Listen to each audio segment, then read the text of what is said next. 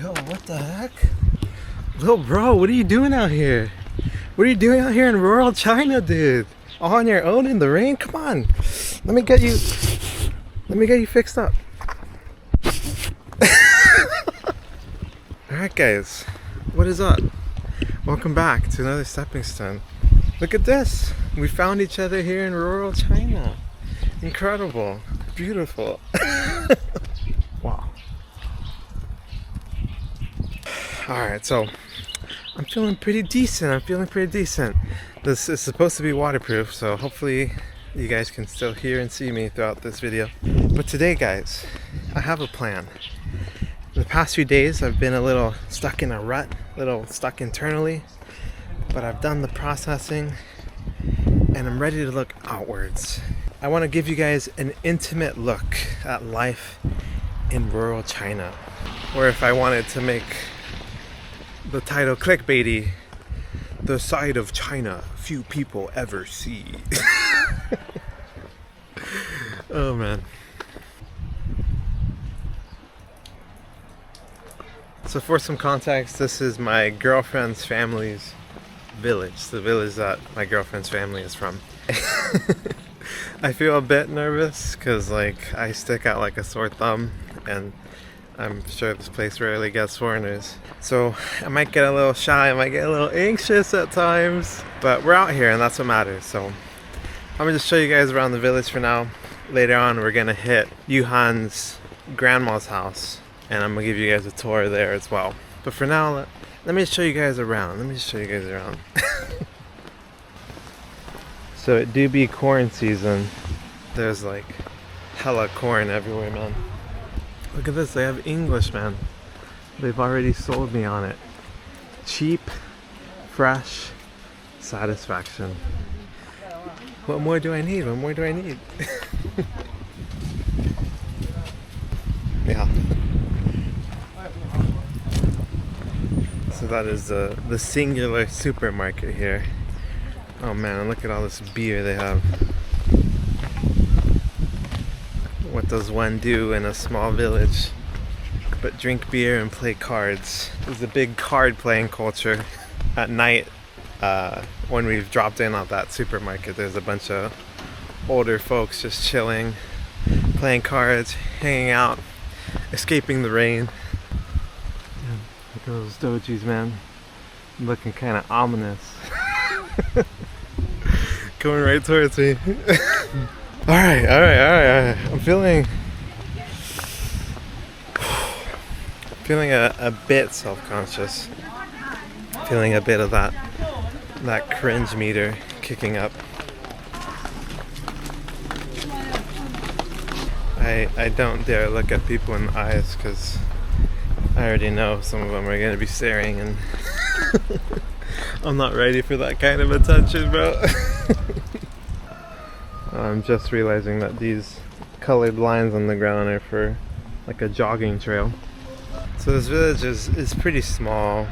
I would say maybe like 100, 200 houses, which is a bit of a rarity for there to actually be houses in China. Most people live in huge 30-story apartments. But it's a nice little quaint town. And they even have a nice little quaint square. Check it out. A little area to perform. Should I get out up there? I'm kind of feeling a little cheeky, bro. Oh my gosh. Oh no, I feel cringe, bro. I have to commit.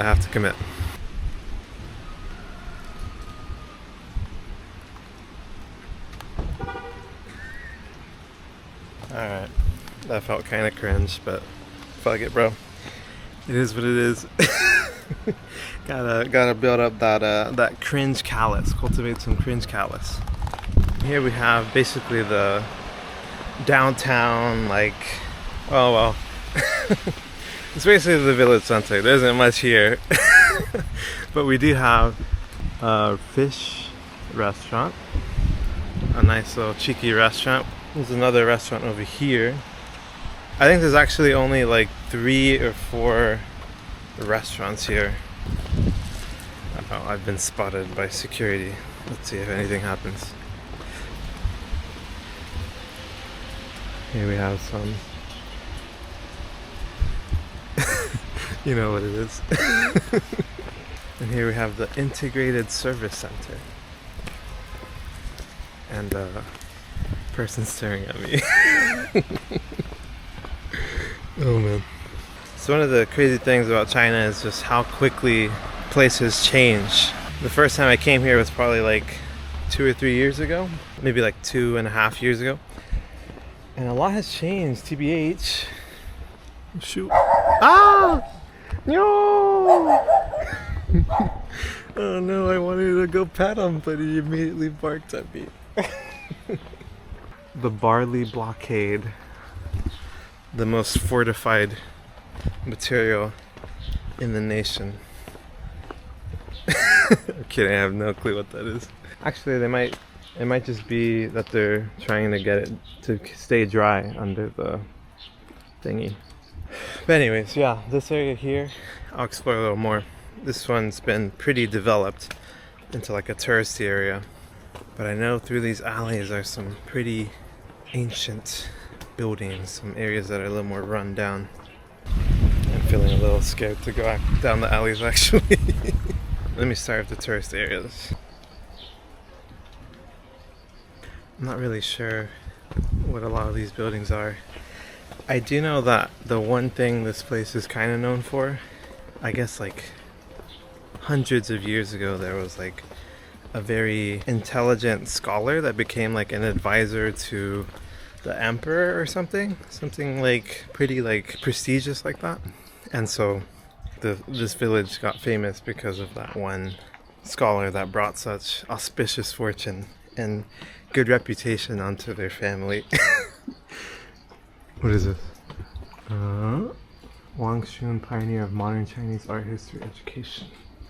It's probably a museum I could go into or something, but I'm feeling a little shy, so I'll let my feet take me where they want to go. I feel like I still struggle with feeling that internal pressure and conditioning to like, I don't know, go with what I feel like people are expecting or what it needs to look like. But at the end of the day, man, I am who I am and I do what I do and I like what I like, you know? Still trying to learn to just take it a stepping stone at a time and keep it real. Stick to what truly and genuinely sparks my curiosity and my interest. Such as this tree. Oh, we can read about it. Okay, so it's a tree that's been struck by lightning and shit. And it still lives on. And it says here, let me work on my cinematography here. People called it dragon locust tree friendly.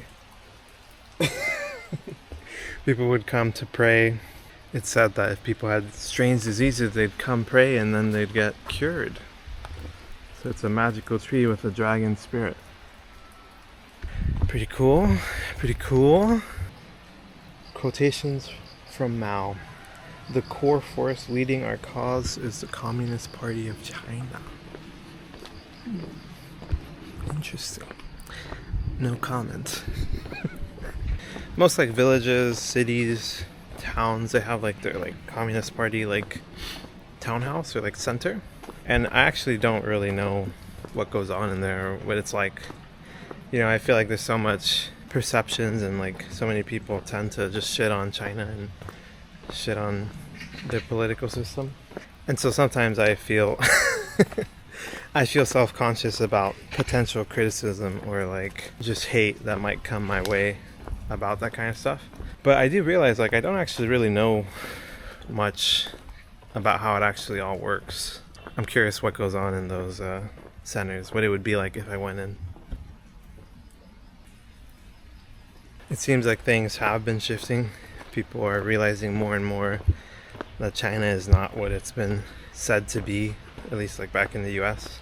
And I mean, that's one of the reasons I feel strongly about sharing my experiences in all these different places. It's like, it's rarely what we think or what people say. And I feel like when you only hear about the negatives of a place, you just have such like a skewed perception and idea of what reality is like there. You know, whether that's China or anywhere else, whether it's the US. You know, there are people who are like, oh, like the US, like, oh my gosh, like, isn't it dangerous? Like there's gangs everywhere and homeless and school shootings. Which there are, but like it's not like every single city and town is plagued by it 100% of the time, you know? This is probably one of my favorite areas. It's like a nice little forest. You got your little playgrounds in the distance, little exercise machines. This place gets poppin' when it's like public festival time. Here we have some more Chinese propaganda. Man, you know, I've actually attempted to vlog here once before, months and months ago, but I felt very overwhelmed. I didn't have the capacity. I didn't have the readiness.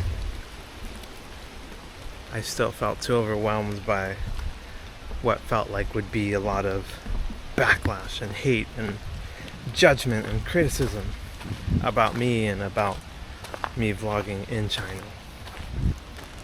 Look at that, they got fire pits here too, man. We're kind of the same, guys. One of my biggest desires for my channel, one of my values, is I want to be independent. You know, I want to have integrity. I want to build that trust, build that connection with people, and I want to always be able to be honest and truthful about my experiences and my thoughts and my feelings, you know, within some certain restraints in order to respect a country and its laws and culture. Yeah, I want to never be paid, or like, I want to stay independent, basically. I feel like it'd be really cool. I don't know if it'll be feasible, but I think it'd be really cool if I was like 100% donations based, like not even monetized, purely grassroots support from people out there just like you. If there's anyone out there. And, you know, I feel like I ramble a lot about stuff that are probably mostly relevant to myself. But, I don't know, I mean, it's getting easier and easier, and it is what it is. I mean, I need to, like, figure out my own... You know, part of all this is to learn about myself and learn about the world, share that with others, all in alignment with my mission, which I know I'm feeling a little self-conscious. I've noticed the urge to not share it, because I share it very often, but I do have a mission, and it goes like this. I'm on a mission to inspire people to be more curious, connected, and understanding of themselves, each other, and the world around them, so they may live a more authentic, healthy, harmonious, and fulfilling life, be unafraid to dream, and be unrelenting in the pursuit of their dreams. That's the mission I lead with my own life first and foremost, and with this channel. And so that means over time I'm gonna learn and grow and change, and I'm still learning about myself. I'm trying to build that connection with myself and figure out what it is I really want and how I want to go about things and what I enjoy doing, how I want to go about videos, etc., etc. So if you're here now, you're very early. Thank you for joining me in my journey. Yeah, I feel a bit self-conscious. But that's okay. That's okay.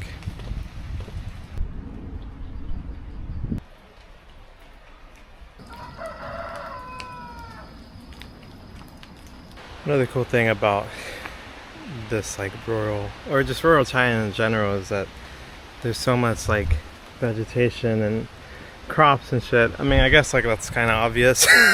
It is rural China, but I don't know, I think it's kind of cool. They make a really good use of just any land they can, really. I mean, I think this is all like, just like, I might look dumb here, I think this is all pumpkin and shit. I see a gourd, maybe it's a gourd.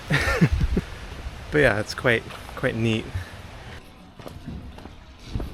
Wow, I wish you guys could smell the scents I'm smelling. There's incense in the air. These buildings are really nice looking. I don't quite know what they are. They're definitely new, but they look really cool. I feel like they look like they look like out of like an old movie where like ninjas jump out of like the top of a roof and like sneak attack on you, bro.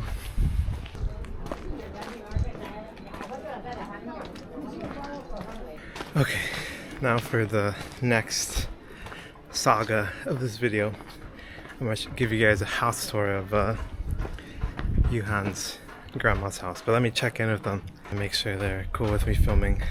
I do tend to feel a little more anxious when it comes to more people being interplaying in the video. I get a bit overwhelmed. So yeah, give me a second.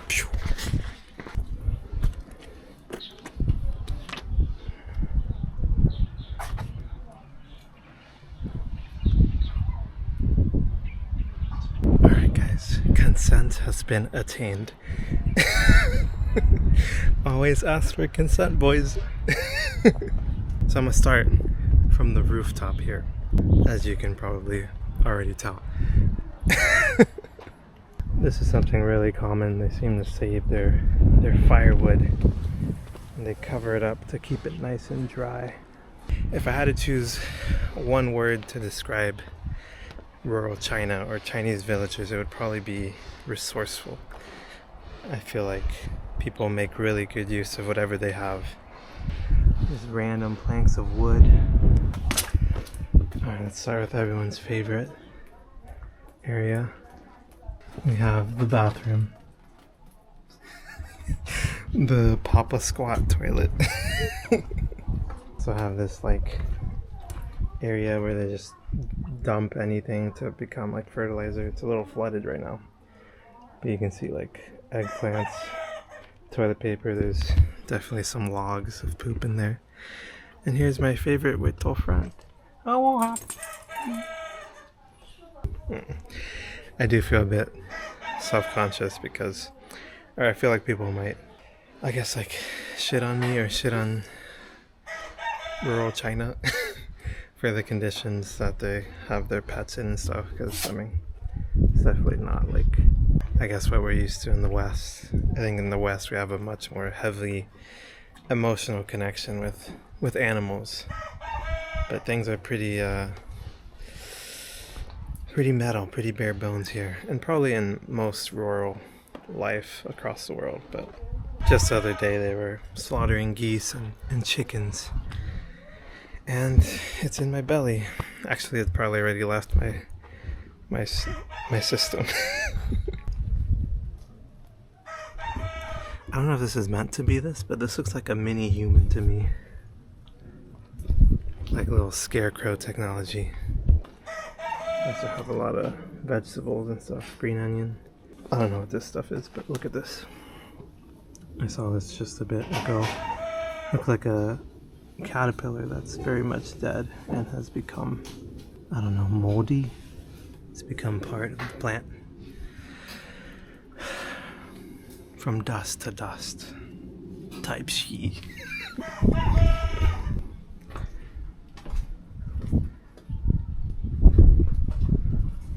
Seems like most houses in like villages tend to be more courtyard style. My girlfriend is cooking not Chinese food, she's cooking boat noodles. This is really cool. I'll show later, but this stove area. Oh my god. I use like wood and corn scraps to heat the stove, which also heats a bed that's on the other side of this room. We also have some stove tops for normal cooking, just in case, but the fuel is limited. A lot of the stuff we just resort to steaming in this big pot. Very efficient use of space. This source water. This is the water that we use. Just like a clean water basin? Yeah, clean water.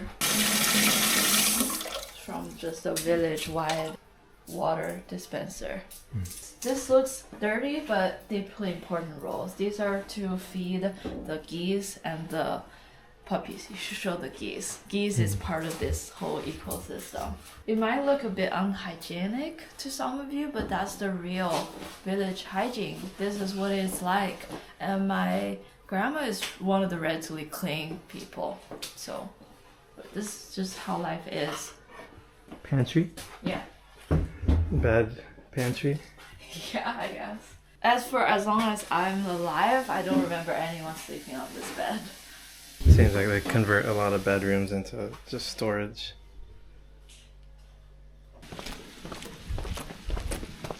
used to be my great grandpa's house. He lived for 90 plus years before he passed away.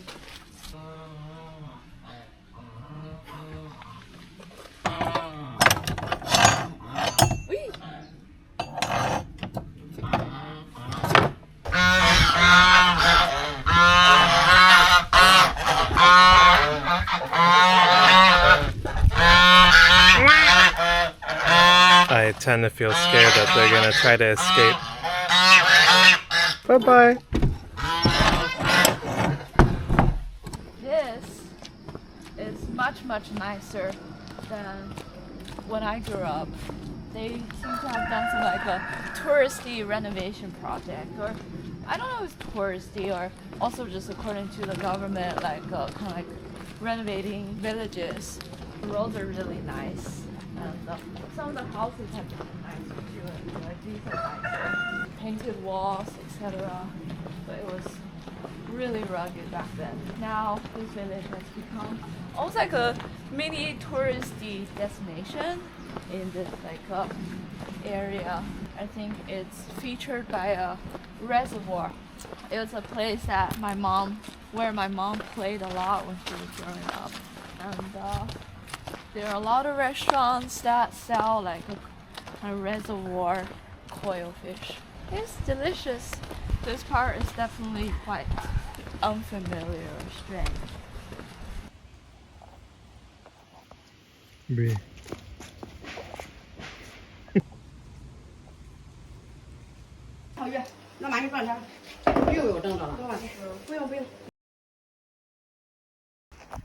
Alright, boom. We're out here. We're teleporting. Oh my gosh. I always feel weird about vlogging through space and time like this because I feel like it's gonna be really weird. But yeah, we ate lunch and now I'm about to eat dinner. We're about to have dinner. I'll see what I can vlog. Little puppy. Come here, come here. I'm going in. I'm sneaking. Can I come in? Please. Can I come in, puppy? Oh my gosh. Oh. What's up, puppy? What's up? I feel like he's quite starved of companionship. Oh, he's hugging me. Oh. I feel like that's one of the... Yeah. I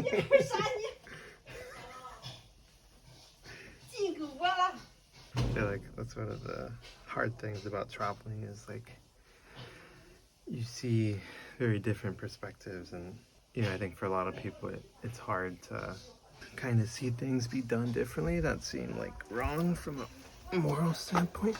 Oh gosh. But yeah, I mean, I'm just one person, I try to do my best to like play with like stray animals and stuff and just give animals love as I travel around. But it's definitely one of the hard and sad parts. I think in general it's just one of the things I struggle with the most, just trying to recognize and accept that I'm just one person. Like I can only do so much. Lila? I can only change so much.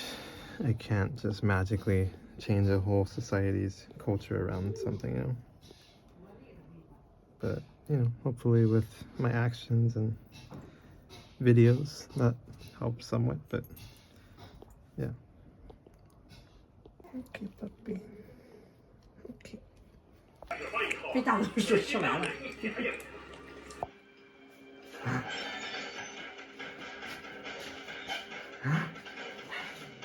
100的能有。哦，每天都有还是？他就100两银。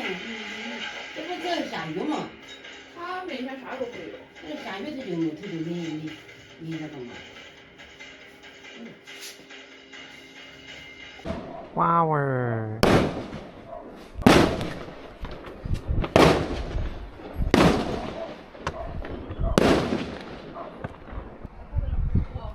Holy moly, it's super dark out here. Alright, after like 15 15 minutes of her grandma cleaning, she has now given us permission to show you the inside of this room. So first thing I wanted to show is this bed. So as I mentioned earlier, that furnace on the other side of the room heats up this bed so that it's nice and warm. We also have these paintings or drawings of auspicious blessing, the opposite of ominous. This one you can see the Chinese yuan. This is about like making a lot of money. Yeah. That one, like the fish means abundance. So much abundance that there's leftovers. Because it's like a pun, same sound as like leftover, extra abundance. Yeah, I don't know. I guess that was basically it. I feel like this room is not much different from when I was a kid. Very pristine. Like especially these wooden furnitures. Like rugged looking ones. It's cool that they kept the same clock. The clock will strike every half hour. Alright, well, it is Mid-Autumn Festival, so we're gonna end by eating some mooncakes. I feel like this vlog was a little all over the place, but I don't know. We'll see what happens. Alright, another stepping stone down. Cheers. Pew.